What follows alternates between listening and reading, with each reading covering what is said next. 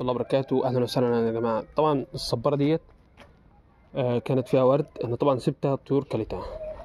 فطبعا عندنا هنا الجردل ده فيه ركش، هنحطها فيه. تمام. برضه نبقى نشيل كده بس العاب السجاير دي. تمام. وهنشيل الكيس من عليها. تعالوا كده نشيل الكيس ونزرع الصباره دي كده عشان ما تموتش، ونستغل الثمره بتاعتها وتطلع خير. شايفين البذور؟ تمام.